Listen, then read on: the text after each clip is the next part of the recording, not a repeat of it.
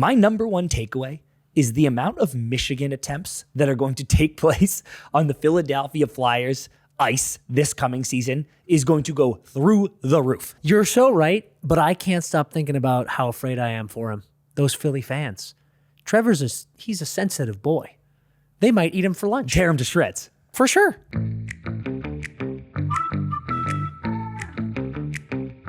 Ice is ready, and we are back with another episode of the Empty Netters podcast brought to you by BetMGM. I am your host, Dan Powers, and alongside me, please stop doing that. It actually fucking pisses me off beyond belief. I don't think it's funny, even in the slightest. It's embarrassing, and you're embarrassing yourself.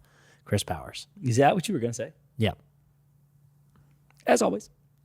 Good job. Thought you were going to forget. That felt off the cuff. Well, you were doing it before, Yeah. and then you started doing it again, and I just spun it into a real-time critique rather than a... Yeah. Well, I'm tired. I don't care. We're here at work. We're here to perform. We're here to entertain the people. And you are old enough to have kids who are in college. So I'd appreciate it if you would stop pretending that you can sleep. How old do you think you have to be old enough to have a kid in college? 12? Or sorry.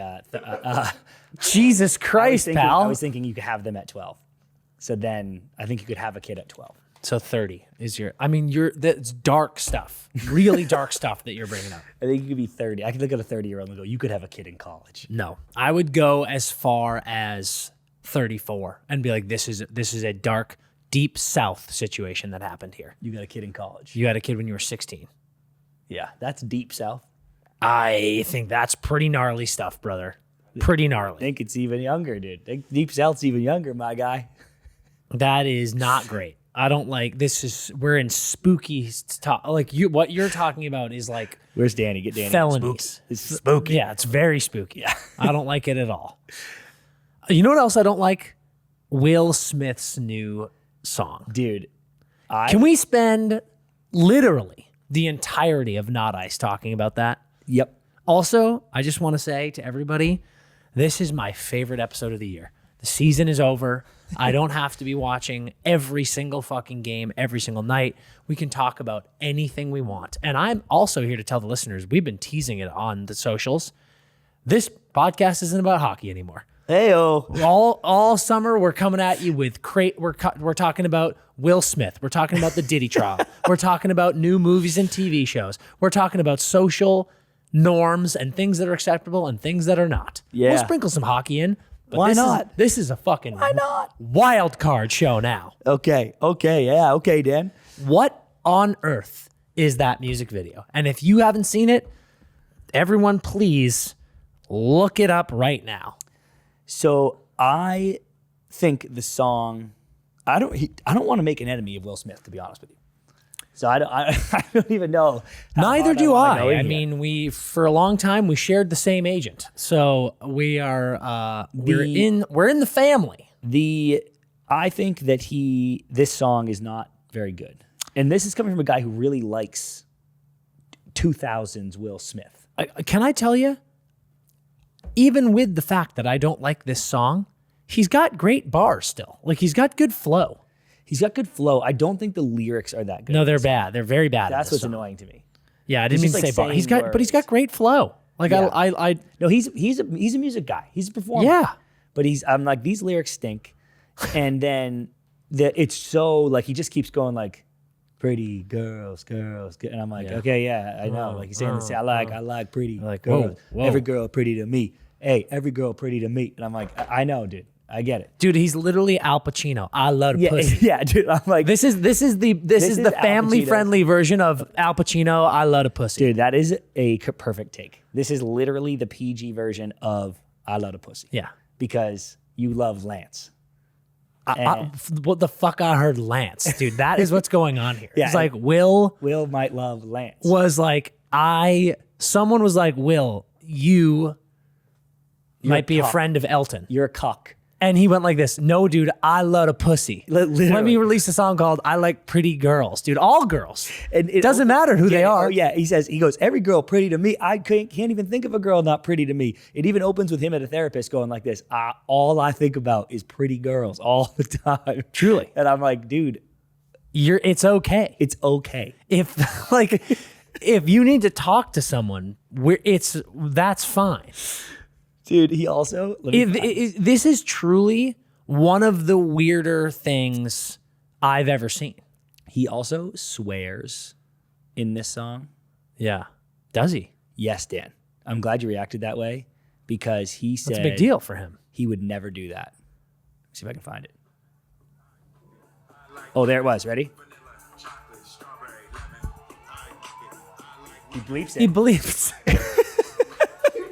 You fucking donkey. Dude. He bleeps it. Why do you need that? Just don't put it swear? You know, it's like the line in Titanic, the movie, when he goes, I think he's talking about the captain.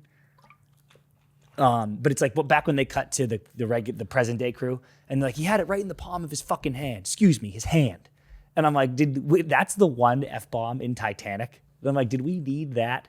Where a guy goes, excuse me, I didn't mean to say fuck. I'm like, take that out of the script, dude. It just doesn't need to be there. Insane.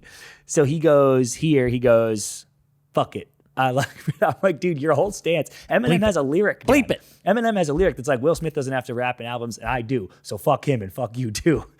Because Eminem's the GOAT. But there was no need here, for this. dude. Don't swear. Crazy song. Listen, I love the video. Do you? Yeah, it's chaos. Like at one point he's standing on the bottom of a woman's shoe. He's tiny. Yeah, we're in his brain. I like his fits in there. It's so insane that it's a fun ride. But this is one of the stranger things. You know what? It's interesting. What's he doing? We're in the midst of the release of this video shows us that Will Smith is losing his mind. Mm-hmm. He's losing his mind before our very eyes. He made what I would imagine is hundreds of thousands of dollars went towards this, maybe even $1 million. Yeah. And he's doing that just to show the world I have lost my damn mind. We're also getting Justin Bieber crashing live out in real time, crashing out on social media, showing us that he's lost his mind. And you can't tell me that both of these crash outs and mind unravelings don't have to do with Diddy. You can't tell me everything has to do with Diddy. It all comes back. Everything has to do with Diddy. It all comes back. I promise you that. And I just think that we're blessed to live in a day and age where, there'd be times where you'd hear of a celebrity or an athlete is like, oh my gosh, so-and-so was found outside of Malibu's rehabilitation center with their face in a pile of blow. Yep. And you're like, damn, what happened? And now we get to watch it. In fact, they invest money into making sure we get to see it firsthand. And I really appreciate Me that. too, dude. And I wonder, like, was his career ruined by the slap? Well, listen, he won an Academy Award that night. Yep. And since then, he's been in stuff, right? Wasn't he just in something? Dude, this is what I'm saying. Like, I mean, it certainly affected his career. He was in Emancipation, which I never even heard of. Yeah. Plays Peter, 6.3. Then Bad Boys Ride or Die, but that's just like Bad Boys 4. Yeah. Then Literally Nothing, okay? Then his upcoming is Hancock 2, I Am Legend 2, which is hilarious. Yeah, it's so funny. Have you seen the end of that movie? Like, what are we talking about? Planes, Trains, and Automobiles, The Council, but these are all like stuff in pre-production. So I'm like, he can't get a movie. He's out here talking about shit he passed on. He's like, I passed on Inception because I didn't get it. I'm like, don't say that. Keep that to yourself. That's crazy. No one, we didn't know that. And then he like, you pretty to me. Pretty to me. They all pretty to me. Pretty to me. All girls are pretty to me. I love women. Yeah. They are all amazing. I like every single one. And I'm like, are you all right? Like, what's going on, dude? So yeah, I think there is a world where he's lost his damn mind, and it's because he got reprimanded by his wife, and then he stood up. on the biggest night in Hollywood and Of his life. walked across a collection of people and then up onto a stage and slapped Chris Rock in the face. I think that there is a definite possibility that these things are connected. I wouldn't be shocked, Chris. I'm going to give you a quick music adjacent story. Okay. I want your take on it. I'm not going to name names because I just don't think I want to. Okay. But I was at a wedding this weekend and it was like the most gorgeous wedding I have ever attended. And you're talking to a guy who's been to a lot of them. Yeah, you've been to a lot. Yep. That's true. I know that. Congratulations to the couple. You know who you are. Fantastic weekend. Oh, it's so fancy, but that we can't name names. Yeah, because it was just so incredible. I don't want to even like get into it. Yeah, all right. But it's just like unbelievable production value of the wedding. Okay. And we are at the afters, which is on property. Okay. So we're not like somewhere. We are on their property. Okay. And we had a band, they had a band, and then there was a DJ for the afters. And the DJ looked like the Yuma tent, Dan. The DJ is humming lasers and deep house. And the bride goes up and goes like this. I just want to say, comparing something to the Yuma that'll get me there every time. Yeah. And it was cool, but the bride was like, this was a total phase shift. You know, this is my afters, and I kind of want, like, can you play Taylor Swift? Yeah. You know? And the DJ, who, to be clear, has been hired at one of the nicest weddings I've ever attended in my life, goes like this. No, I'm playing what I'm playing. And we're mid after party, Dan. And the families of the wedding go like this. You're fired. And fire her on the spot mid afters. She packs up, smell you Monday, and then we played songs off phones. No. Yeah. You're fired. She goes like this, play Taylor Swift, and she goes, no. And I go like this, you're fired. You're shitting me. Which she should have been, dude. Like literally just play the song we're asking you to. We're the couple. You're shitting me. Why would you say no to that? Dude, play the song. Especially the scope of this wedding. Like, you know what these people are capable of. Probably murder. Probably. Dude, play the song. You think that you're having a wedding this big as you're describing it. You think that there aren't bodies buried along the way here? Dude, she goes like this, no, can't play it. And they were like, well, obviously you can play it. We would request it. And she's like, that's not really my type of music. And I go, dude, then find a new line of work. You're fired. I mean, this is insane, Christopher. It was awesome, dude. I was so fired up. But I'm so surprised that they accepted just playing music off of phones. Dude, well, agree, but it was that ridiculous. I've been to many weddings where somebody goes, hey, dude, at Johnny O's wedding, I was like, hey, dude, can you play this one song? Johnny O loves it. I'm best man, basically, at this wedding. And they go, the guy goes, no, dude. And I'm like, buddy, just play the fucking song. You're the DJ. And he wouldn't do it. And I'm like, okay, and I just live my life because I don't have the fucking sack to fire him on the spot. Was it like, when they fired her, was it like silent or like did somebody instantly? Dude, there was a immediate turnaround, but there was like it was almost like a record change. Like there was a quick beat where I was like, what's going on? But then the music came right back on. And I didn't know, dude. I had kind of got this story in the morning because I heard that she wouldn't play it. And I was like, that's crazy. And then I heard T Swift. There was like a pause, and then I heard T Swift, and I was like, oh, good for her. She figured it out. Yeah. But actually, dude, she's getting dragged out of there. Like dragged and thrown in a trunk. Yeah, dude, see ya. Because like, play the song, dude. You're a wedding DJ. I've heard that there are wedding DJs. It's funny that like gripes with wedding DJs has become a thing on this show. Yeah.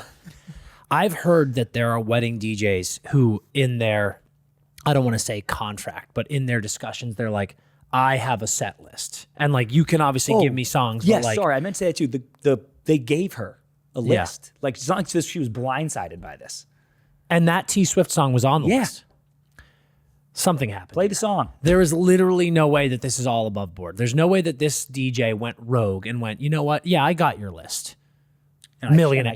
I got your list, billionaire. And I shit on And I'm going to say no. This feels like saying no at a Roy wedding, like from Succession. Yeah, dude. Like imagine Shiv getting married, and then Shiv walking up to a DJ and going, play this song. And then this lowly peon DJ. It's not like this is fucking Calvin Harris. Yeah. This right. wedding DJ went, no, I will not. She's lucky all she got was fired. You thought Will Smith ended his career, dude. This chick just ended her career. Oh, she'll never DJ again? You'll never She might work never again. breathe again. You might never breathe again. It's fucking absolutely insane, man. Yeah. Like, it has to. Oh, God, dude. Let's take a quick break and hear from our sponsors, and then let's get into some hot ice. I know we said we're never going to talk about hockey again, but there's some stuff to talk about. You know we've got a great partnership with BetMGM, and just because the hockey season is over doesn't mean the BetMGM action stops. Quite the opposite. They've got a million tokens going right now, right? They've got a ton of WNBA ones, MLB ones. There's a FIFA World Cup, the Club World Cup. They got tokens for that. They got parlay boosters. There's one, it's an any sport, no sweat token. I love this one. You can bet on any sport, and if you activate this token, then it's a no sweat bet. You either win and you get your winnings, or you lose and you get bonus bets back, whatever your stake was. It's perfect. And when you sign up, if you use promo code NETTERS, that's NETTERS, when you download the app and you get all logged in and everything, you can get up to $1,500 in bonus bets if your first bet loses on anything else. So have a field day in there, okay? Get the app, use that promo code NETTERS, and then check out all the odds boosts, the parlay action. Listen, they were in the dog days. We're officially, NBA's over, NHL's over. We're officially in the dog days of summer.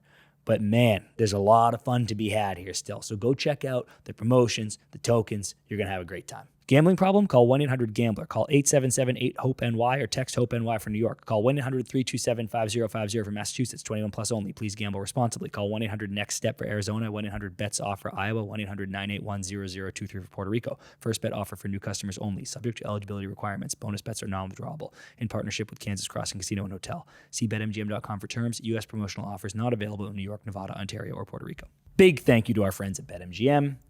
The first thing I want to talk about, Dan, is Jonathan Toews back to the NHL. It's something that we teased when we heard that JT was like, I'm getting back in the game. He's been fucking surfing, traveling the world, doing ayahuasca, getting his mind right. And all of a sudden he's back. We talked about a lot of the teams that could be a good fit. There were several. We talked about the Ducks, maybe reuniting with Q, maybe Detroit reuniting with Kane. But the one that always seemed to make the most sense is where he wound up. We got a homecoming.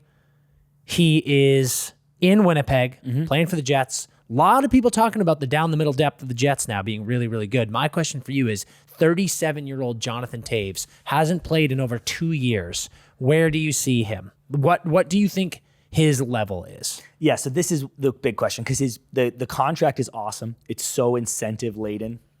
I think he can make up to $7 million, right? Like I think he can make up to $7 million if he hits everything, which is like win the cup, you know. But it's a $2 million base, so it's a great deal. I think am just too much of a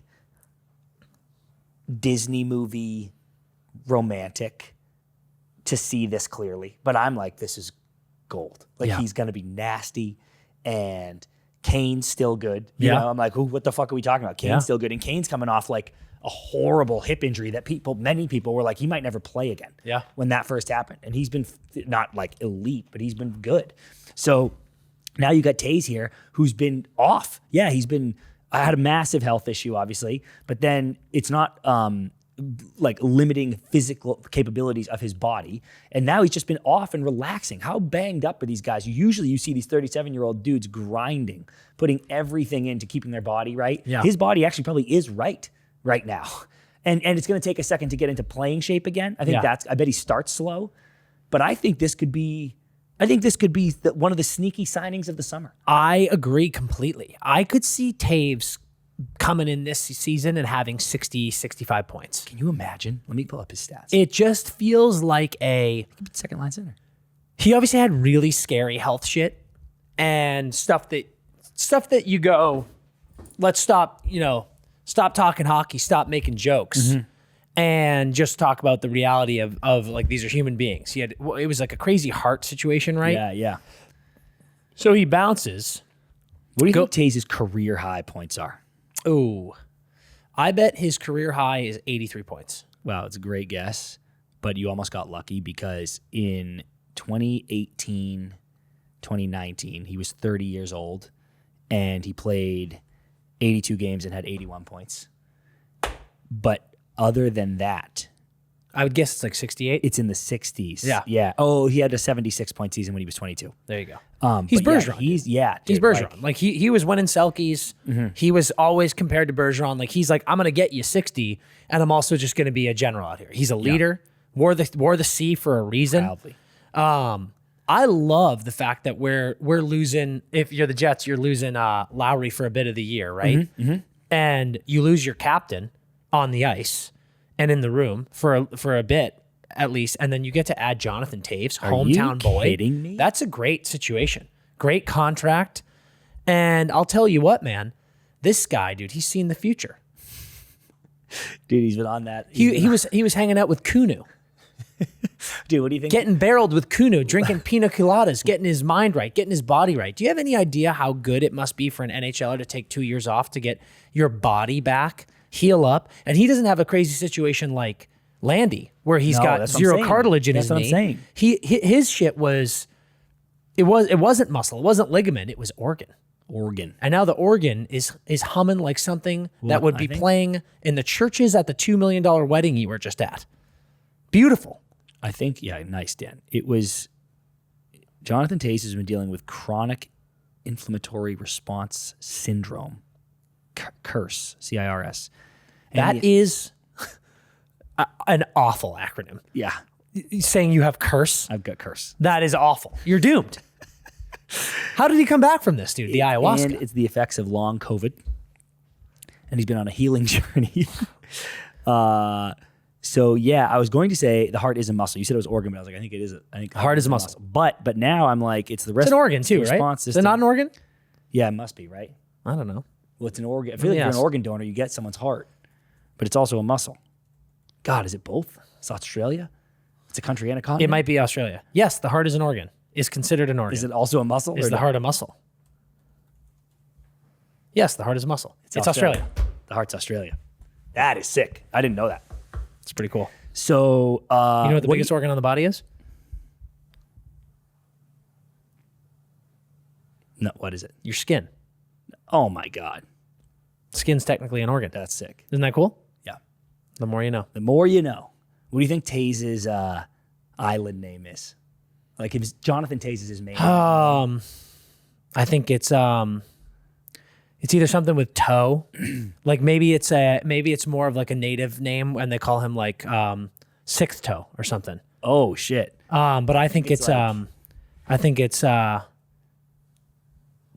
T-Tau. T-Tau. How about that? Tay-Tau. T-Tau. Taser. No, that's just like a hockey name. I know, but I'm saying like Tay-Tau. Taze. No, just T-Tau. T-Tau.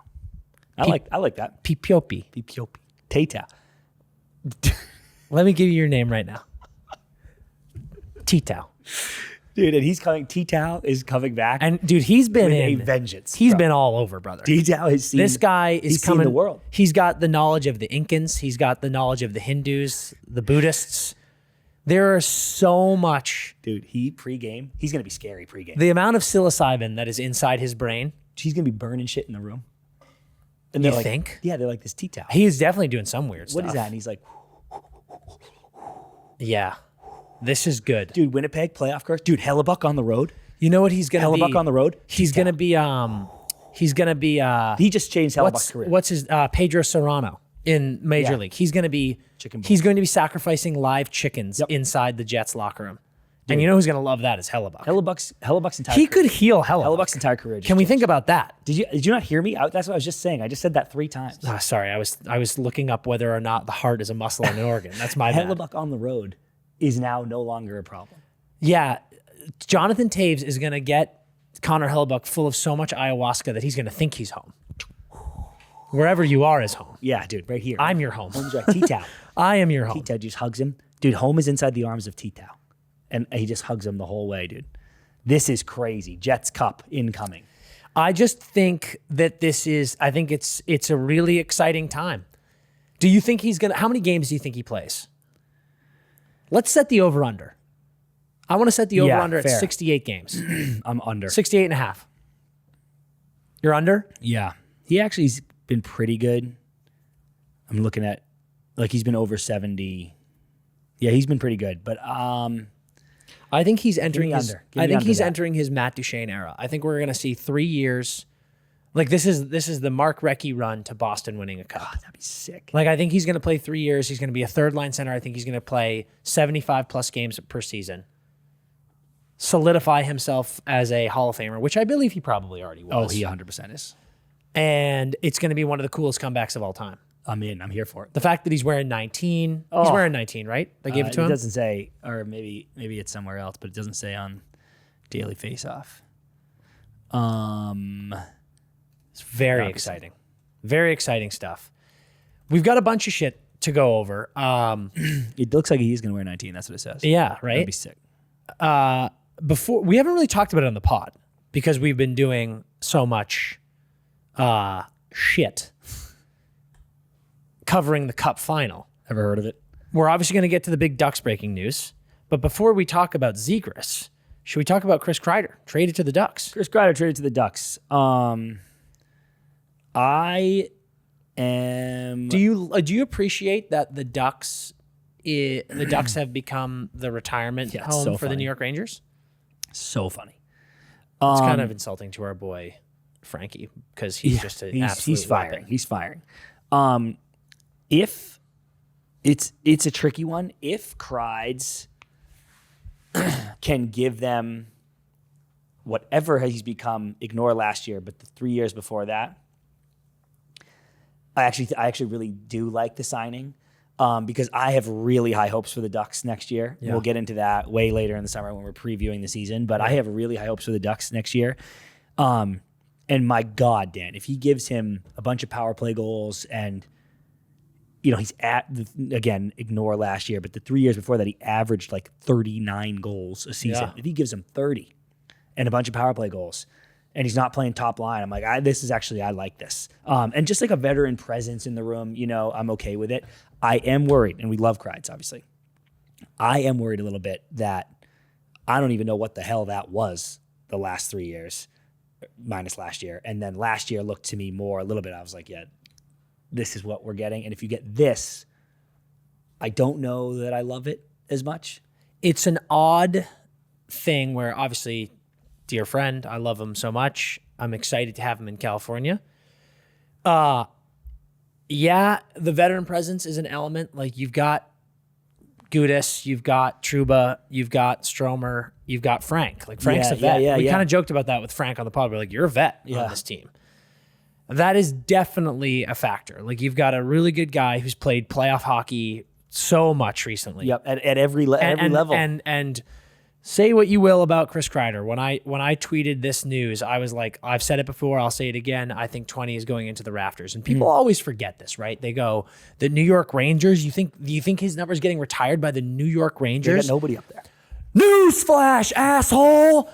You don't have that great of history, New York Rangers. Sorry, it's the truth. Rod Gilbert is your all-time leading scorer. Who the fuck is Rod Gilbert if you're not a New York Rangers fan? That's not an insult to Rod Gilbert, but it's like if I were talking to the average NHL fan about Boston lore and I brought up Milt Schmidt, you'd probably go, who? But if I said Bobby Orr or Ray Bourque, you'd be like, oh, okay, yeah, I obviously know those guys.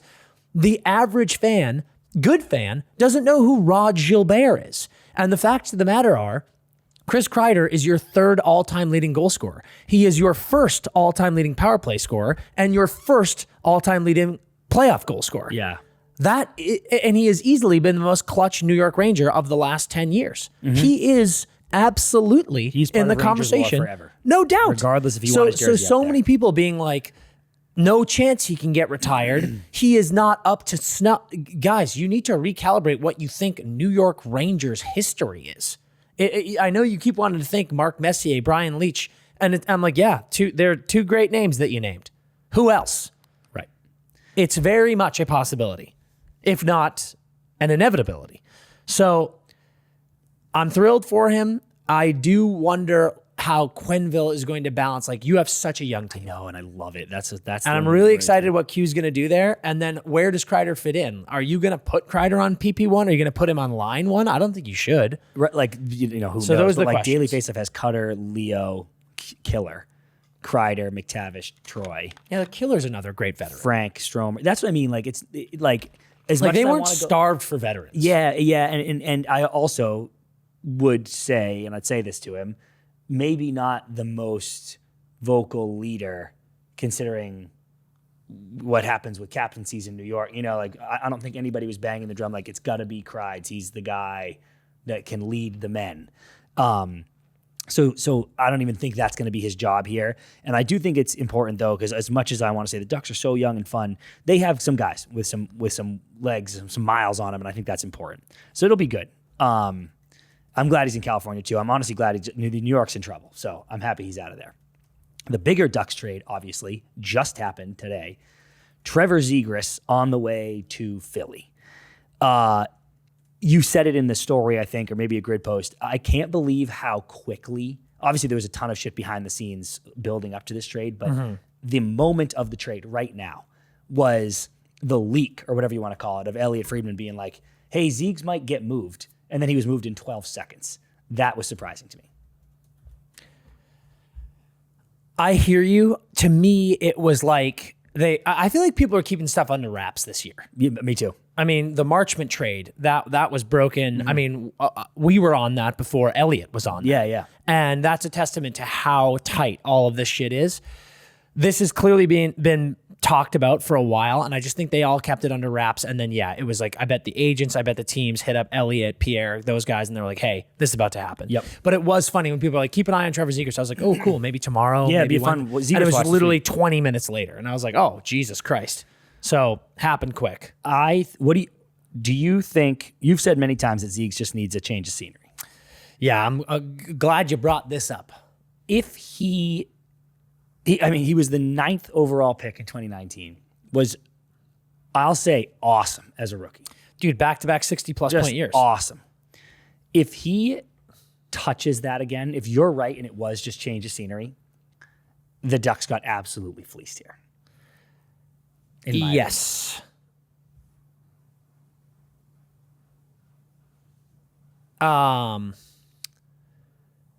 Yes. Like, Poling is he's 26 years old. I think you can expect 30 points or so from him. That's just like, that's a fourth line guy. Oh yeah, he's on the fourth. He's a fourth liner. You then got a 45th overall pick and a fourth round. Get the fourth round pick out of my face. This is what I've been saying to Ducks fans. Like, when people go, when we brought it up, like Trevor Zegras might get moved. Ducks fans, particularly the Ducks girlies, are like, well, it better be 2 first-round picks. Yep. And I'm like, guys, you got to wake the fuck up. You really do.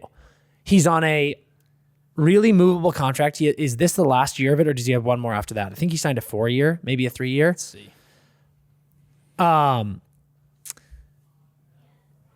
Yeah, if he pops off for 60-plus points, you immediately start going, oh, Flyers won this one.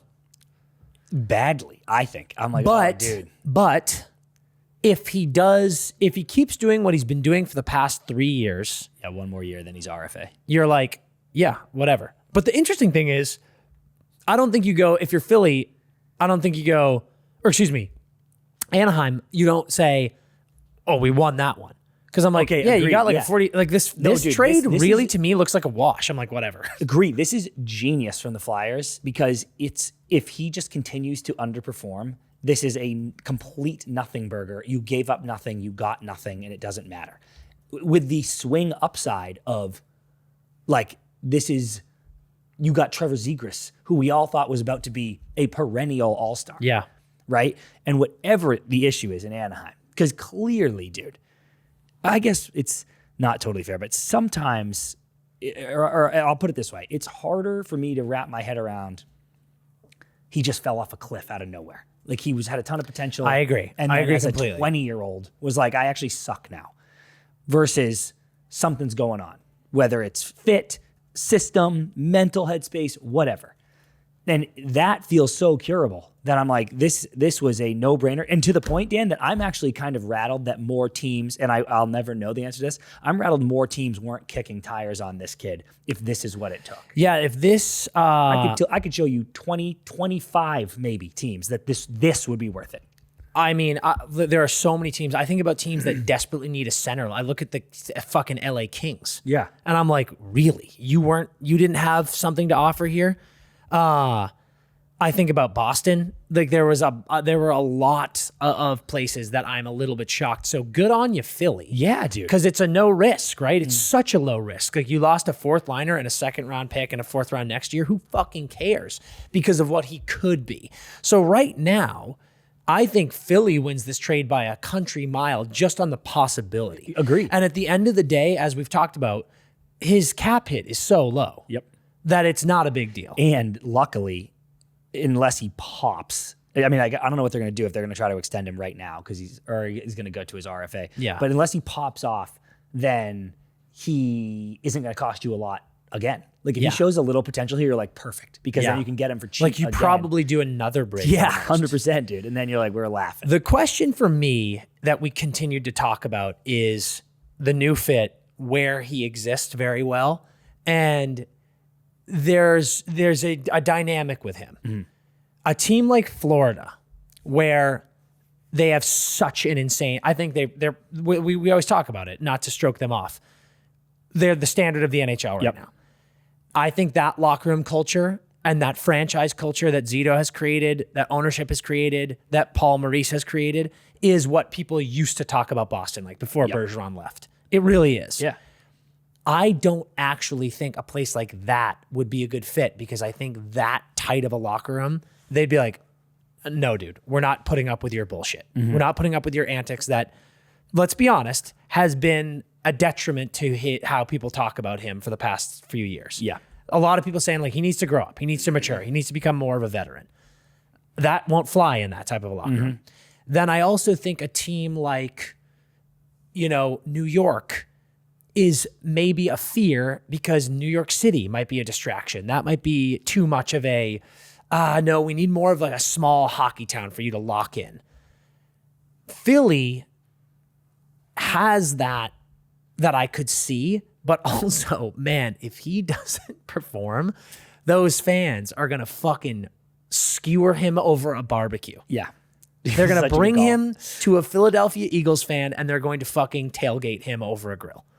And that is where I'm like, that's interesting. Yeah. That was an interesting decision. I do love Tocchet for him. Me too. I laughed when you first told me he was like to Philly. I just kind of forgot Torts wasn't there, and I was like, oh my God. But yeah, that Tocchet will be good. He will be good. He's kind of like, not. Oh yeah, he's not a pushover. To apples, but like in the PD JT Miller thing, Tocchet likes the tough guys more than the fucking. The high-flying fancy boys. And Trevor Zegras is a high-flying fancy boy. So that will be kind of interesting to me, too. JP texted, I think this is gold. You know how we have the empty net bet from BetMGM? Yeah. He was like, there should be, with Mitchkov and Zegras on the same team, there will be a Michigan attempt in this game bet that you could hit every night watching Philly. Wow, we need to add a Michigan. Like literally, there will be over under 0.5 Michigan attempts. There's literally no there's no way for them, dude. I would bet that every game of the season. Yeah, no doubt about it. Such a good fucking call. Funny, dude. I was dying. Such a good call. Moving on, we kind of touched on the Marchment trade. Yep. We don't have to spend too much time on it, but Mason Marchment traded in a cap dump to Seattle. I love it for Seattle. Me too. He's on a good deal. Seattle can afford it. And I also love it for Dallas. Like, it sucks to lose a guy like that, but you don't want to lose a guy like Robo, which we're about to get into. It was a cap dump for sure. You got some picks, which Dallas, is there any team better at drafting than Dallas? Nope. Period. It sucks, but it was a necessary cap dump. Good shit. Let's talk about Jason Robertson. For the last few weeks, there has been an onslaught of people talking about this kid possibly being traded. And when I'm looking at the possible returns, let me pop on to our good friends at BR Open Ice's page. Because BR Open Ice, right now. They posted a slideshow of possible trade opportunities that we could see for him. 5 best trade packages for Jason Robertson. Number 1, LA Kings, Brant Clark and Alex Turcotte, and a 2025 first-round pick. New York Rangers, Braden Schneider, Brendan Othman, and a first-round pick. Detroit, Axel Sandin Pellikka, Jonathan Bergen, first-round pick. Calgary, Rasmus Anderson, first-round pick. Carolina, Scott Morrow, Jackson Blake, first-round pick. So, with the exception of Calgary, all is like 2 prospect players and a pick. Yep. Realistically, that feels pretty reasonable, right? Like those are good packages. But like, I do not understand why on God's green earth Dallas is even, and who knows, but clearly when all of these platforms are talking about it, a lot of smoke. there's too much smoke for there not to be a little bit of fire. There's at least embers, right? This fucking kid had 109 points 2 years ago. He had what, 83 this past season in 82 games, all while being hurt. Everyone was like, he's hurt all year, and he's a point per game. Okay, so 109 and 82. And 46 goals, right? Actually, I'll go all the way back, bro. Here's his whole fucking career. Do it. Okay, 45 and 51 as a 21-year-old. Not bad. 79 and 74. 109 and 82. And say the goals in that year. 46. And then 80 and 82, 80 and 82 the last 2 years. 80 and 82 the last 2 years, and people are like, this Robo slowing Get down. him out, dude. Not tough enough. 25. And let's not talk about, he had 3 goals in 3 games. He's the only person who could score against the Oilers. Yeah. You said these packages are good, which they are. That's why I didn't stop you. These are not enough for me. Okay, that's kind of what I was alluding to. What are we talking about here? Why are you possibly thinking about trading this guy? When you've got guys like Tyler Seguin, who obviously we love Sags, but like Sags could be a guy that you move to a team that can afford. Obviously, Sags would have to agree, but maybe you eat some cap on that and trade Seguin. You've got Dumba, you've got Lyubushkin. There are way better options than trading your team controlled, I believe, right? Jason Robertson, who is a 100-point player, and he's 26 years old. There must be something we don't know. If they're genuinely considering this, there has to be a character flaw or something. But I've heard nothing like that. Not a single peep. I've heard only great things about everyone who knows Robo. And they're being like this, what do you trade for this guy? And I'm like, why are you trading him at all? This is gas, dude. Look at this. Because any of those trades we just listed, you are... What am I looking at? From BruinsInsider.com. Boston Bruins acquired Dallas Stars Jason Robertson. It was just confirmed by Elliot Friedman. Not true. Just not true. Not true. Interesting. I was like, what? Sick. Sick, dude. So I'm so beyond confused by this. Me too, man. And I think it is such a panic. I was talking to somebody while we were on our trip. It's such a panic from the Stars, in my opinion, for the consistent not being able to get the job done in the playoffs. You fired DeBoer. I was actually in support of that. I don't want anyone to lose their job, but I was actually in support of that. I thought the way he handled the loss this year was kind of crazy. Okay, you make your big move. I don't think, this is what I said. Fuck, I wish I could remember who I was talking to, but put it this way, Dan. Sometimes you just need to be fucking patient. Okay? And it's not fun, but listen to me. In 2011, we have heard from multiple people, including Andrew Ferentz when he came on this show. In 2011, the Bruins were told if they lost that first round series to Montreal, they were blowing up the whole team. Yeah. And then they somehow came back from down 2-0 at home, and then they won the cup. And then they didn't blow up that team, and then ended up going to 2 more cups. And they didn't win them, but my point is, you took a team that was going to 3 cups over that decade and have incredible success, President's trophies, and you almost blew them up because of another playoff loss, another annoying playoff loss. Yeah. If you blow this Dallas team up because of 3 straight Western Conference Finals losses, maybe you just blew up a team that was going to go to 3 cups in the next few years.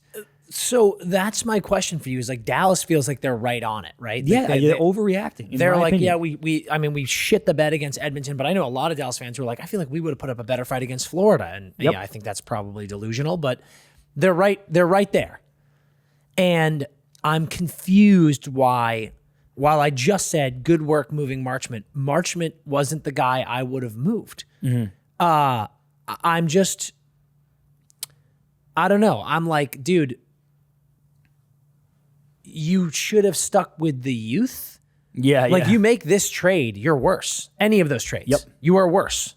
So that's what I'm confused by. Yeah, it's going to be fascinating because I think they're going to do it. At least that's what it feels like. Yeah, I mean, I agree. But it's fucking crazy. Yep. Last bit of news I just wanted to hit on. Shout out to Mason Lohrei. Just signed a 2-year deal, AAV 3.2. He is one of the few bright spots of the Bruins' homegrown talent over the last few years. And I think this kid's future is so bright still. And that's a great deal for both sides. He's not locked up too long. The Bees aren't paying much. This is a guy you build around, and I'm fucking happy about it. Completely agree. 77 games last year, 33 points. A lot of Bees fan. I'm so done with Bees fans right now, dude. It's like, I obviously I have my gripes with the Bruins front office, but the sky is falling for so many Bruins fans right now. Whenever we do the hockey talk, so many of the questions are like trade Sway, trade Pasta, trade Charlie. Just like people need to relax. And this one guy was like, dude, such an insane overpay. That's such a bad deal. And I'm like, man, I personally think this kid is your first line pairing guy. Yeah. And you have him at 3.2 for 2 years. It's thrilled. Fantastic. I'm thrilled. And everyone is pointing out, and I'm the biggest plus minus slut in the world. Yeah. People are pointing at, he's like, I think he's got the worst plus minus in the NHL. He won the Masters this year. He won the Masters this year. Unfortunately. And that sucks. But look at what happened to the Bruins this year. He was completely hung out to dry. Yep. So I don't think you can that would be like pointing at Connor Bedard and being like, Bedard sucks. Pointing at Macklin Celebrini, he sucks. Look at his plus minus. Yeah. I just think it's a tough thing to do for this kid. Agree. At the moment. I look at his 33 points in 77 games. I look at the fact that in his second year, frankly, his first full year, he played 77 games. Yeah. It's so impressive. I think they have a really, really solid first pairing defenseman on their hands. Future, yep. He's and it's so a confident. good thing. Like 3.2 this year, like I wouldn't have been surprised if they went Sanderson style and not gave him 8+, but gave him an 8-year deal. Yeah. The fact that he got a 2-year deal at a lower cap hit with the cap going up, it's great for the Bruins. Sick. We love to see it. And for him. Okay. We'll close out the hockey stuff of this episode with, because I love doing this for you guys at the end of the season, of just kind of like the recap of our adventures with the cup. For sure. I want to say for the games themselves, massive shout out to Taylor and the entire staff at the Pint in Edmonton. They were incredible. Dude, I told Taylor, like, what an immediate lifelong friend. Dude, totally. Like I told him the other day, I was like, Taylor, we're never going to die. We will never die. I told him, I was like, you will be at my wedding, brother. Yeah, like man. Truly. I absolutely love that But his guy. whole crew, dude. Whole gang. I meant to say this on the pod. They took us to a Riverhawks game. And our first night there, right? Like, wasn't that the day we got in?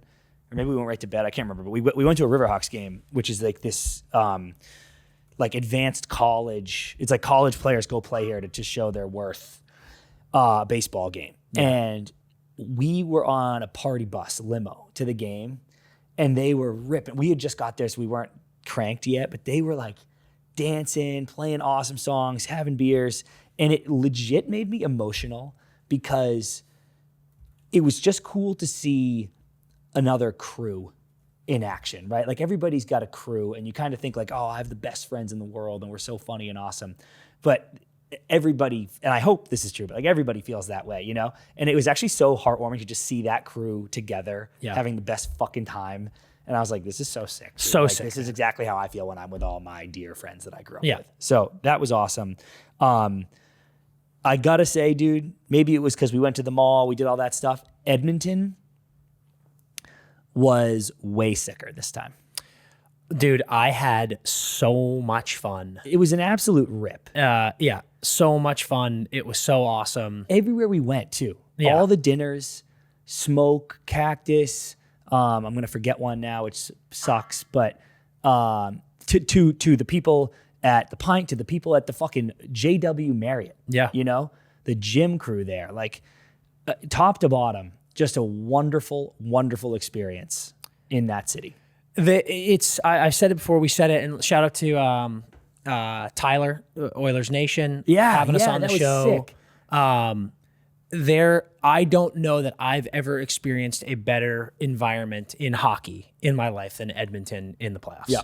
There's just fact that it's June, it's nice, it's warm, everyone's out, everyone's ripping, there's no excuses, everyone's ready to rock. 8 a.m. jerseys.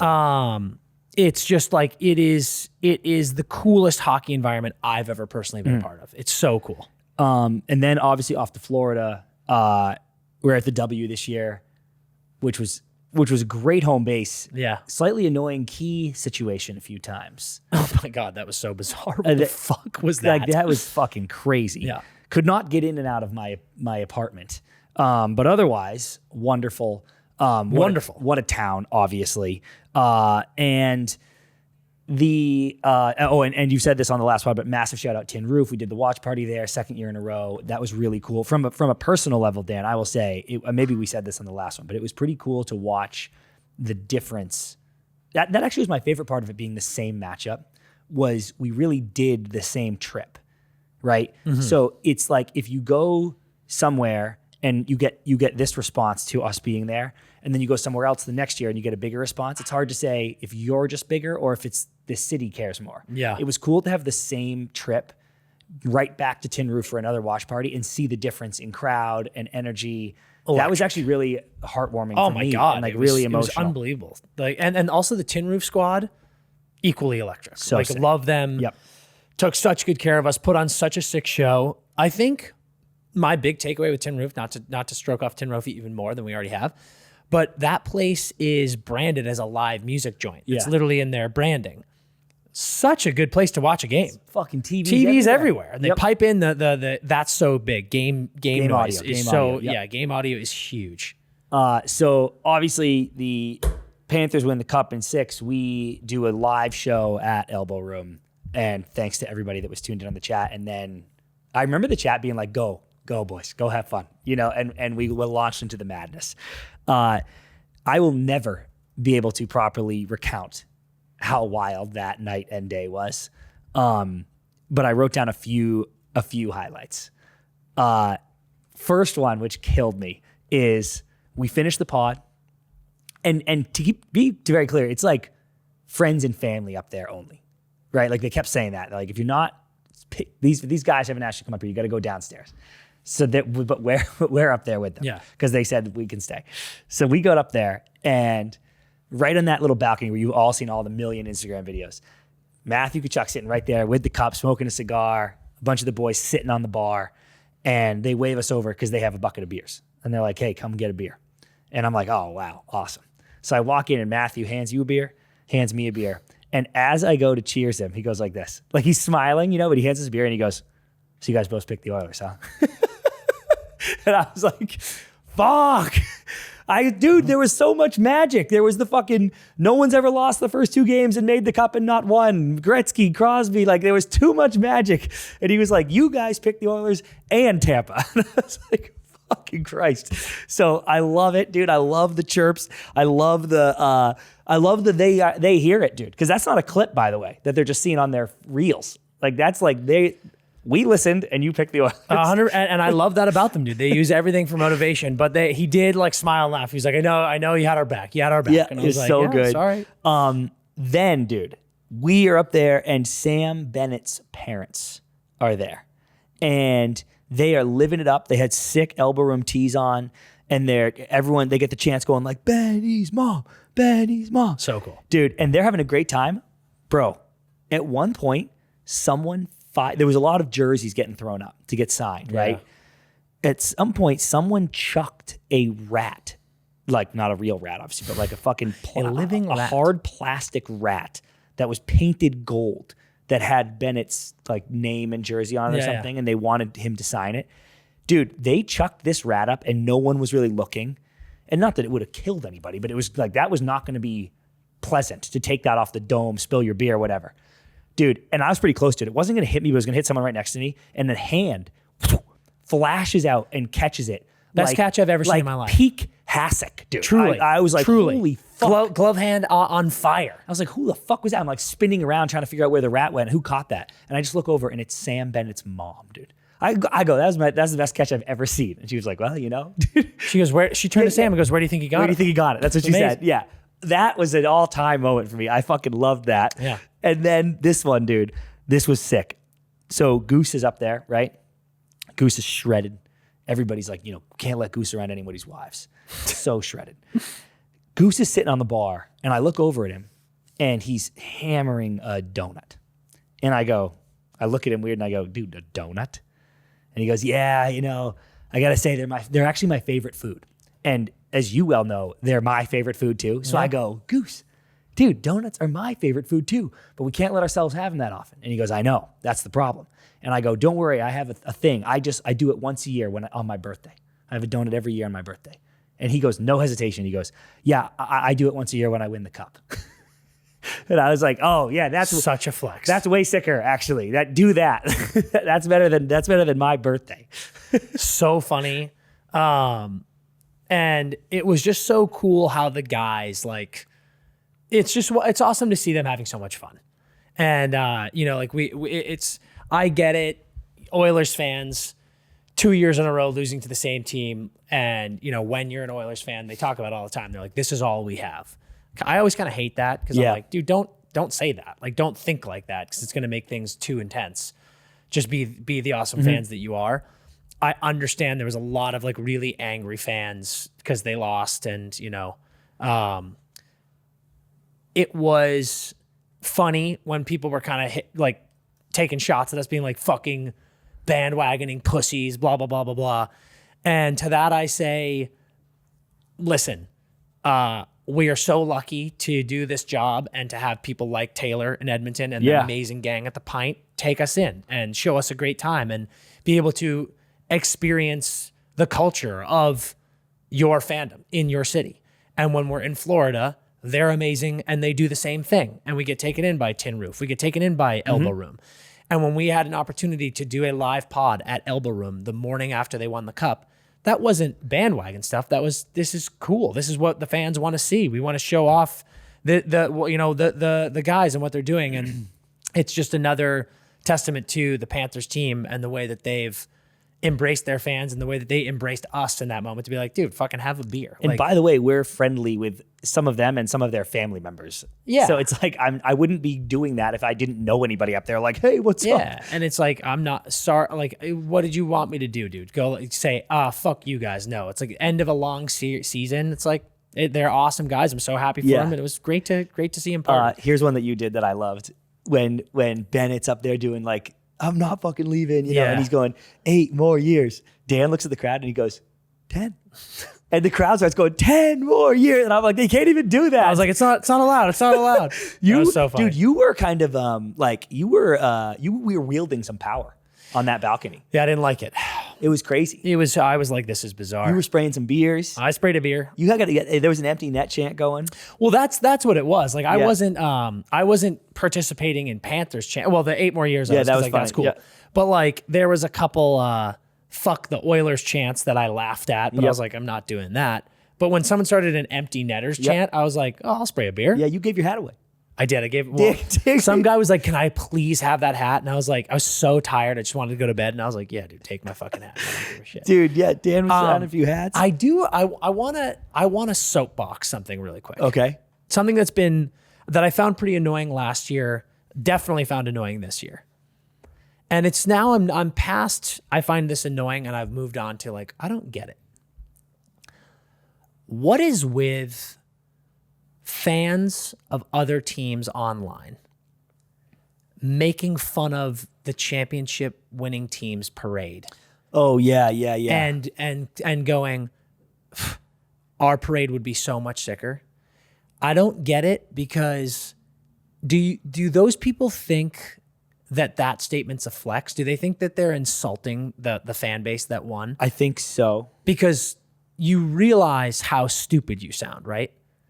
When you say that and you think you're going, just diss the Panthers, all you sound like is a butthurt fan whose team didn't win a championship, and now you're going, I'm going to try to make fun of their parade. Dude, I feel the way about rinks too, the same way, where they're always like, oh, that barn is quiet. So quiet. Because, dude, the Canadian, I haven't been to all of them, but the Canadian rinks I've been to are the loudest rinks I've ever been to. I'm not taking that away from you. I just don't think it's cool to go, the Panthers or whoever, like this other market's team rink isn't as loud as Rogers or as Bell Center. And I'm like, yeah, no kidding, dude. You guys have the sickest, most passionate fans I've ever seen. And yeah, dude, I guarantee the parade in Edmonton, when it happens, which they are getting one, when the parade in Edmonton happens, it's going to be a fucking zombie movie. It's going to be crazy. And that's awesome. But I just don't think it's, who cares, dude? Like, yeah, you will have more people at the Oilers parade than the Panthers got at their parade. That's a fact.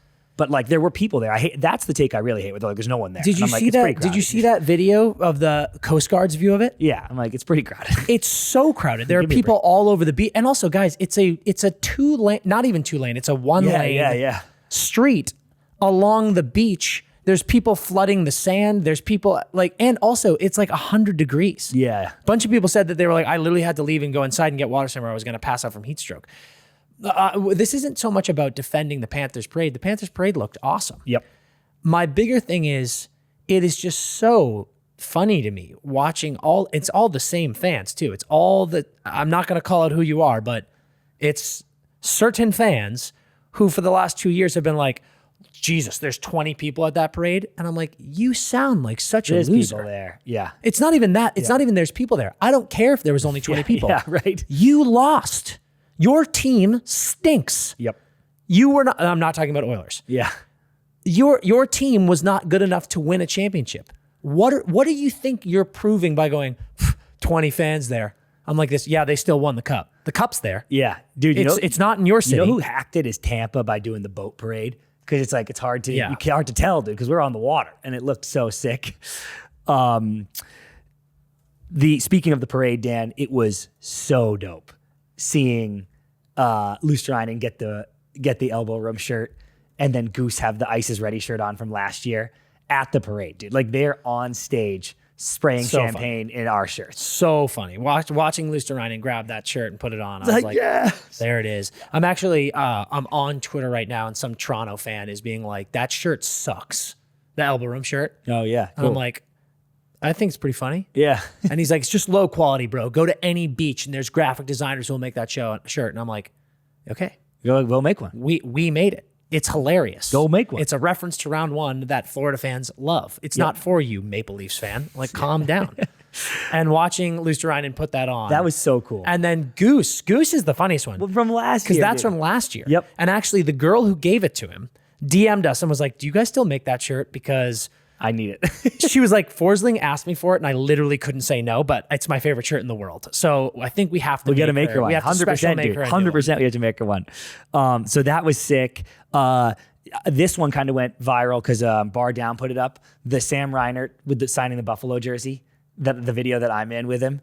I felt bad because that was 100% my fault. I saw this kid waving a Sam Reinert Buffalo jersey, and I was like, oh, wow, that's cool. He's been a fan of yours for so long. So I was like, Sam, check this out. And I pointed at him, and Sam's like obviously been up all night buckled. And he's like, dude, no. And I was like, come on, dude, you got to sign that. Like, that'd be so cool. And he's like, dude, I'm not signing a Buffalo jersey. And I was like, what are you doing? Get it up there, dude. Literally 100% my fault. I signed it up, and I'll never forget this either. The kid throws the jersey up, and I catch it, and Sam goes, I don't have a marker. And I had one in my hat, and I pull it out, and he goes, are you fucking kidding me? And I was like, oh, dude. Sorry. So he signed it. He throws it back. He's like, he wasn't pissed, but he's like, it's fucking Buffalo. Like, just get this out of here. But I was dying at that. That was so good. And then we would be insane to not at least address the all-time heater that Brad Marchand is on. I mean, it's historic. It's historic. And so many people, by the way, dude, they are still buzzing. Yes, like, correct. They were at Elbow all day. Then they went to 11. Then they do the parade. Like, dude, they are still buzzing. And it's so funny. Just all the haters are being like this. This isn't even close to one of the best ever. And it might be already for me. People are like, what about Ovies? And I'm like, dude, look at this. Like, Greg Wyshynski just tweeted. He was like, have these guys slept? Dude. Like, they're like, a photo came out today of like Kachuk and some of the boys like in the ocean with like mini cups and stuff. Like, they are out of control. And Brad, I mean, 11 might have been the best, worst thing that's ever happened to these guys. Like, there's just so many phones and they're out of control. They're saying such funny shit, but it's been hilarious. I was dying to, like, because Kachuk was like, Barkov should have his jersey retired at 11 after this. You see him sign that guy's face He was like, sign my hat. Barkov signs his face. Yeah, It's like so illegible scribbles. Everybody's buying jerseys off people, their own jerseys. That's been amazing. These guys, they deserve it, dude, but they are absolutely tearing it up. I think the Chicklets guys made this joke, which I loved. They don't even know what they're saying. You know, like, No, they don't. They're like, 8 more years. Like, Ekblad's like, I'm staying 8 years. Like, everybody's staying, dude. Everybody's taking a discount. I was like, dude, hey, careful. It is crazy, Chris. Like they are. You can also tell they're forgetting what they were going to say in between it. It's because I bet they're collectively over the last 5 days on 3 hours of sleep. Yep. It's just so funny. Who do you think on the Panthers right now is, after that win, is currently a Hall of Famer? Like Brad. I thought he was in already, but I think Brad. Sergei Bobrovsky is a 100% lock Hall of Famer. I think, frankly, I already think Sasha Barkov. That's what I'm saying. Like, I think he is maybe right now. I think he is a 100% lock Hall of Famer. I think Brad Marchand is a 100% lock Hall of Famer.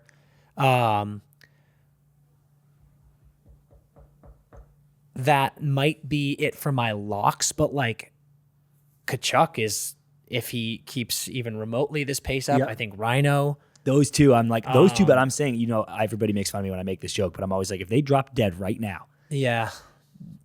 I think Am they I might forgetting get anyone?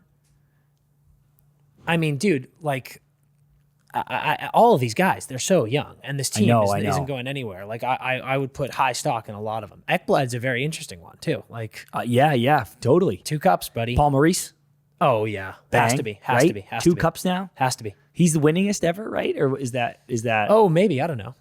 Or no, it was the most wins without a cup. That's what it is.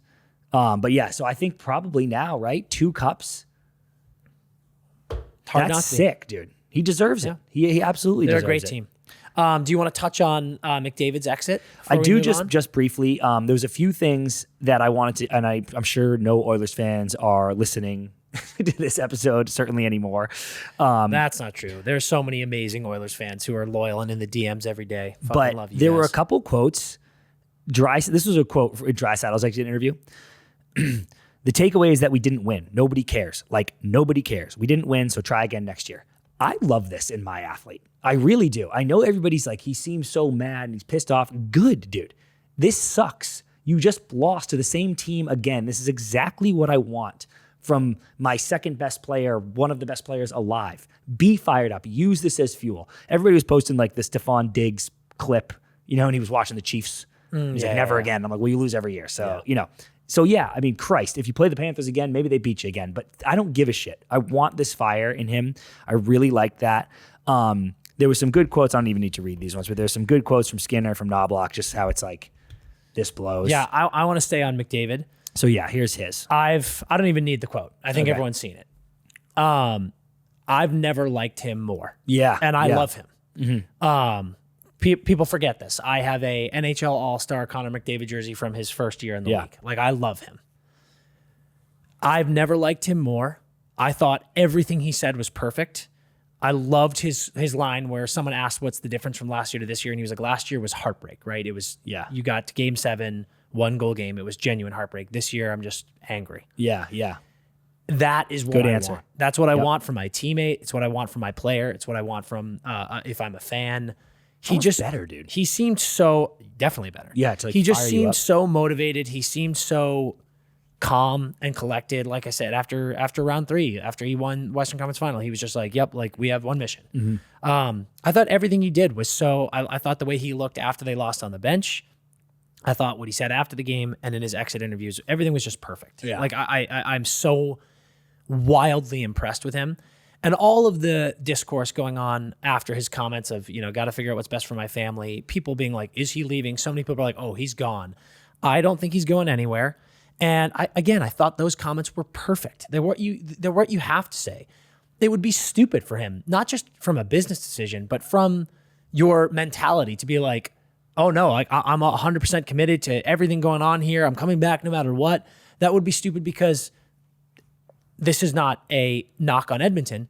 You shouldn't be 100% committed. You should force Bowman, you should force Knobloch and your teammates and yourself to go, how do we get better? How do we beat this team and every other team?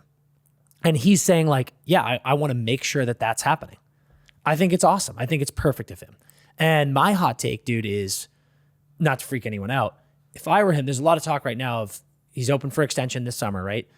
I don't think there's a chance he signs an 8-year. I'd be shocked if he signed 8. I really would. I think a 3-year is probably the most likely. If I were him, Chris, I would sign a 1-year deal. No, Why? What do you mean why? I would sign a 1-year. Dude, the Oilers are in a very interesting situation right now. And Oilers fans, don't freak out about this. I think Connor is committed to the long-term future. And I want him to stay there forever. I want him to win a cup in Edmonton. I really, really, really do. I mean that from the pits of my stomach. I want him to win a cup in Edmonton. But if I were him, I would sign a 1-year deal because I would go, I'm still committed. You still have control. Because if he doesn't sign and they lose, or if they stink next year, if they lose in the first round or something, and now he's a free agent and he possibly leaves for free, that cripples your franchise. Truly it does. So if you sign a 1-year deal and you suck next year and he doesn't like the project and he's like, hey, I want out, they can trade him. Yeah, okay. I see what you're saying. And if I were him, I would demand to see a path because we love Stu Skinner. Yeah. I think it's become very clear from what we hear from Stu's camp. I don't think I want him to leave. They need to. I want they him need because to I think sever. he can still be good somewhere. I just want him to get a change of scenery. But if this summer, let's say they give Bouchard too big of a contract, and now all of a sudden Connor's making 12 plus, Bouchard's making 10, Nurse is making 9.5, Leon's making 13.5 or 13.25. Yeah. That's too much money. Connor's making 15. If he signs like a big deal, like. Could Connor blow us all away and sign a 1-year deal, a 3-year deal at like 9.7 and be like this? I'm committed. Yeah, that would be the fucking coolest thing in the world. And I'll tell you what, they will win a cup next year if he does that. Yep. And that's not me being like that's what you need to do. That would be such a big swinging dick move that I think it would put so much piss and vinegar in the Oilers that they would be like, we are winning this year. Not to mention how it would help the team the following year. But let's say he does extend for, let's call it 3 years at like 15. And then you've got him at 15. I know it's the next year, but it's like Leon, 13, Connor, 12.5. Like if that is everything that happens, you have $45+ million invested in 4 guys. We've seen this recipe. It's on the other side of the country. If they do that, if they don't replace Stu, or if they replace Stu with someone like Ville Husso or something, it's a ricochet shot. Yeah. Sorry, I just mean a guy who's like, you're a great goalie, but are you going to win us a cup? That is something, if I were him, that I'd be like this. I'm pissed off, and I don't think you want an 8-year deal if that's what's going on. The Oilers have a lot of interesting things to figure out. What is Bouchard's deal? What is Connor's next deal? And it's going to be a huge element of how they do next season. So, yeah, it will never happen. Let me be very clear. He will never sign a 1-year deal. If I were him, that's what you would do. I would do that. I don't hate it. I don't hate it once you explained it. And what's interesting is if you're the Oilers, like if I were him, I'd go 1 year, 12.5 again. Like I don't even need the raise. Yeah. Because if it's in 1 year and you get to extend again, like you'll sign whatever you want from anyone. Or like you know what I mean? I would literally be like this 1-year deal, same cap hit, dude. Prove it to me. What are we doing? Bowman. I think it would be such a fucking power move. It would. Oh my God. And not in a like, if you were an Oilers fan, I wouldn't get mad at that either. I'd be like this, thank you for the team control. And you're right, dude. Like we got to prove it. What are we doing? I think that I thought before his exit interview, he was 100% staying at Edmonton. Now I think he's 95%. I'm still that confident, but I do think that presser was slightly weird because I just thought he could have thrown in more of these. You can still say all the, I got to talk to my team, talk to my family, but you could have just thrown in I love it here. I hope I get to stay here, because that doesn't tie you to anything. And it just, I hear you. Like it's not hard. Don't you think he's done that? For sure, but just you're Connor McDavid, that everyone is watching this presser. Yeah, good. I like what he did. Like to me, it's like a.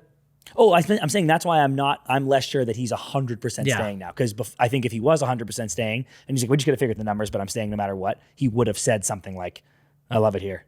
Of course, you all know I love it here. Blah, blah, blah. And I think he signs for 8. I think he signs for the fattest fucking 8-year deal you've ever seen in your fucking life. And they got to figure it out from there. We should do a beer league hotline brought to you by our friends at Labatt Blue. My buddy's team asked me to sub in goal for them. I get a text from the captain telling me to pick up beer. I was thinking there was no way he asked the sub to pick up beer, so I texted back, "What for?" hoping he sent it to the wrong guy. He says that's the sub fee for his team. I thought that was nuts, so I said no way. He flips his shit saying he's got subs lined up wanting to play for this team, their bottom division on a 7-game skid, and says I shouldn't bother showing up if I won't bring the beer. I was going to bail, but my buddy convinced me to go. So I showed up, but I didn't bring the beer, and it was really awkward. Was I a dick, or is it crazy to ask the sub to pay for beer? I think there's a lot of energy going on here, but I have one very crucial question. Is the only fee you're paying the beer? Because if so, that is a great deal. As the goalie? Oh, I missed the part that he's the goalie. Because I'm kind of... That is insane. I missed the part that he's a goalie. That's my bad. Because goalies don't pay, and a sub goalie, you should be paying him. I do. Because without him, you can't play. Yep. I do think if the sub, because man, this is what a unique question here, because I normally think any sub, and I know I'm wrong here, but I used to think that paying at all as a sub was batshit. Like when a team calls me and they're like, "Hey dude, we're down a guy, can you come?" And I'm like, "Sure." And I take another net out of my week and I drive down and play and they go $40. Yeah. And I'm like, $40? Are you fucking kidding me, dude? Remember when we were playing at Pano and they'd be like, can you double header? And I'd be like, sure. And they were like, you got to pay again. And I was like, what, dude? Fuck you. I'm subbing. I'm helping you out. So I already used to think that was nuts. Now that I'm more involved in our team fees, I kind of understand that you just need you need that money to like make the fucking team work. So fine. Subs have to pay. To your point, if he goes, you don't have to pay, you just bring the beer, pretty good deal because you're probably saving money based on the rink fees out here at least. However much a rack of beer is less than that. And win-win. I'm happy with that. Yeah. If you're also paying, and I don't know, but if this captain, when it's a player sub, if he goes pay and you bring beers because you're the subs, then get fucked to hell. But a goalie? We don't even make our goalies, our full-time goalies No, pay. it's fucking crazy, bro. It's the crazy. goalie, dude. You cannot play. You cannot win without this man. You cannot play without this man. No. I think everyone needs to calm down. Even the goalie. Actually, no, he's fine. Not bringing the beer was kind of a fuck you because now now nobody's got beer. Yeah. Like you should have just brought it and been like, what the fuck's your problem, dude? And like, what does a 30 rack cost? Fucking $20? Like, It's one banana, Michael. What could it cost? $10? yeah. Like, I think everyone needs to calm down. But this guy, don't bother showing up. It's your goalie, you fucking moron. Yeah. What are you gonna just forfeit now? He goes, idiots? I got subs lined up to play. And I go, then call them, dude. I'm flabbergasted. I think you weren't. This guy wasn't a dick to show up without the beer, but he was Tom Petty. Like I think you probably should have just brought the beer. He was petty. But you are in the right, sir. Yes, you are. You are in the right, and this guy is insane. You should have just brought the beer because you're like, dude, this is batshit, and just never sub for them again. And also, your buddy, dude, your buddy set you up on this. Your buddy, was he playing? Like someone bring the beer. Like your buddy should be like, dog. I'll bring the beer considering my friend is subbing in goal for us. I can't believe this. Like charging a goalie at all and then charging a sub goalie. Legitimately, I feel like you should pay. You should pay a sub goalie. Yeah. Thank you for coming. Insane. Christ. Absolutely insane.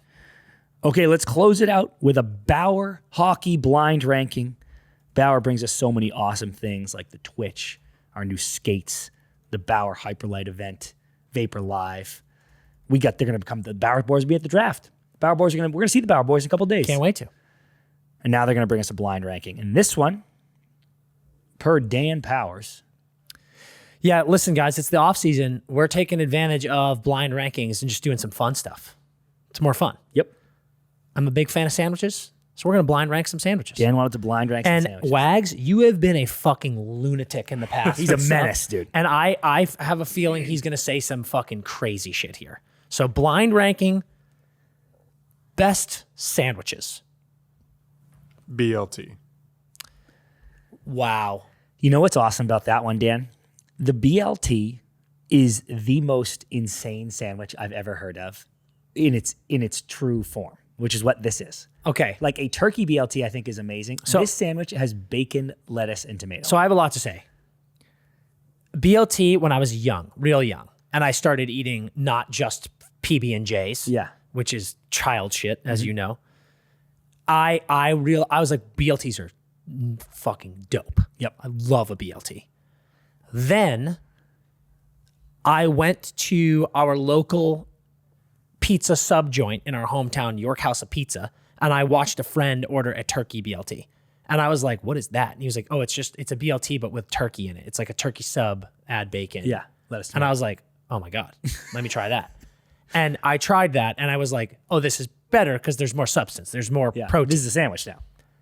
And I then, for decades, had the take of, dude, BLTs are just like, they're incomplete. It's the toppings of my burger. I made a BLT a little while ago on a hot summer day because it was all I had. And they are fucking delicious, brother. They are not an acceptable, in my opinion, if you were a grown man, they're not an acceptable lunch. Like, it's a good snack. Imagine eating that in public. I would be fine. Imagine ordering a BLT in public at a work meeting. That would be the best time to do it. Sitting on a sunny day in the summer with like an Aperol spritz and ordering a nice BLT with like beautifully toasted sourdough, crispy bacon, an heirloom tomato. You're an idiot. That would be fantastic. No, it would. You're being an idiot. You know what, dude? You fight me on this all the time. You have no class. You are a fucking bum. No. Look at me. You're a bum, Stedman. No. A bum. No. And a BLT is delicious. It's low. I'm going to go 4. I wanted a 5 there so bad. There are so many things. Anyway, 5. But dude, BLTs are delicious. They are not enough food. They're not a full snack. But they are a sandwich. But you don't snack. Do not disregard. Are we blind ranking snacks? Do not disregard. Are we blind ranking snacks? No, we're not. We're blind ranking sandwiches.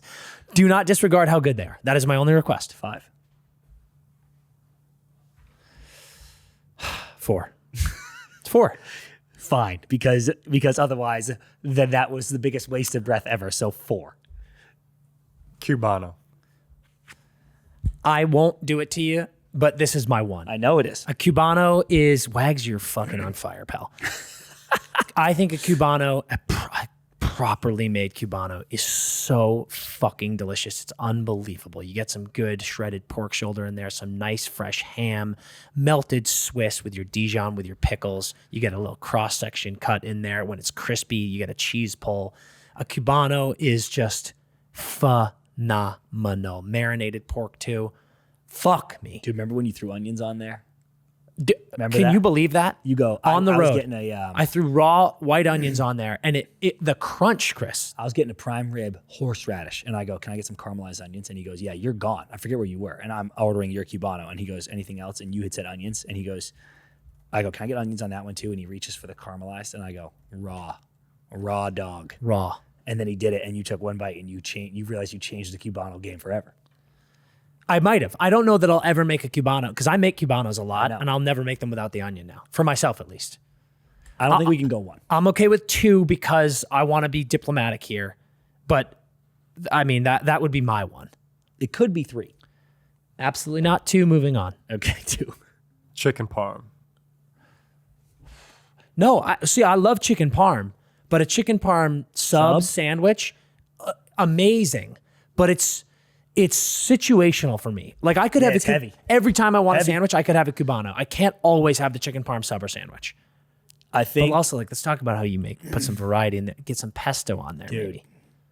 Also, do you prefer a chicken parm sub or do you prefer a chicken parm sandwich? Because I kind of fuck with the sandwich, man. Maybe. You get the grill lines on the toasted bread.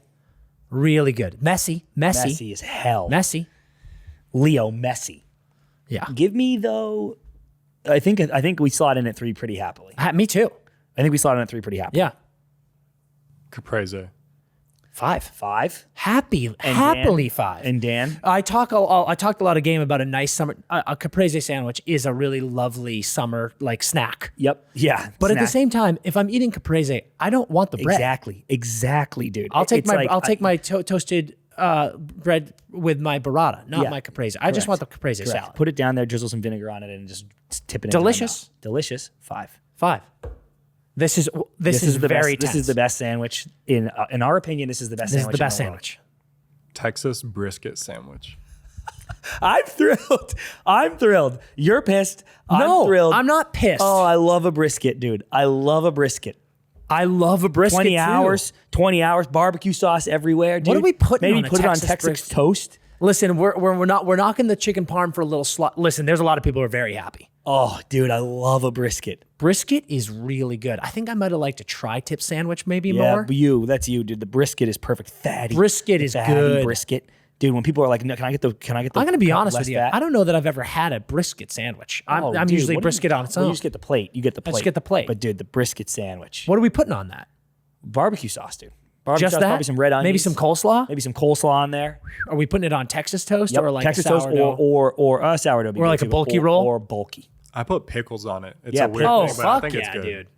So this is kind of like a pulled pork sandwich. We're just doing it with brisket. Fatty brisket. That's fuck. I 20 mean, I know a hours. lot of people who would have pulled 24 pork hours. sandwiches their number one. Yeah, I know, dude. I would have been happy with that too.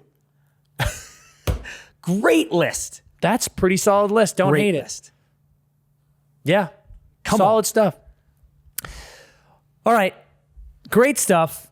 Beautiful things. That's going to be it for our episode here, our post-cup episode here at the Empty Netters Podcast. We're back in the studio. Like we've said, folks, we've got a lot of stuff going on. Panthers fans, we've got some amazing shirts coming for you. We also got a big merch shoot this Friday showing off all of our great stuff. We rolled it out this spring, but we're going to pump it out more, give you some great photos so you can see the great stuff we're working with. We have some fun episodes here. We've got we got an actor coming on the podcast this week. He'll be coming out soon. Cam Robinson's going to join us talking about some draft stuff. We've got the draft. Everything college hockey boys coming on. That's right. We've got the draft coming up this weekend here in LA. So a lot of content for you to watch out for. And obviously we know it's like, the season's over, but so much shit's going down. We already got Zegras traded today. It'll be yesterday by the time you listen to it. So stay tuned on all the socials. Follow us everywhere. 5 stars reviews. 5 stars. Spotify, Apple, wherever you get your podcast. Subscribe to the YouTube. So much fun stuff. Don't forget, happy hour coming out every Friday. We love you guys. We'll see you next time. Until we do. Skate hard.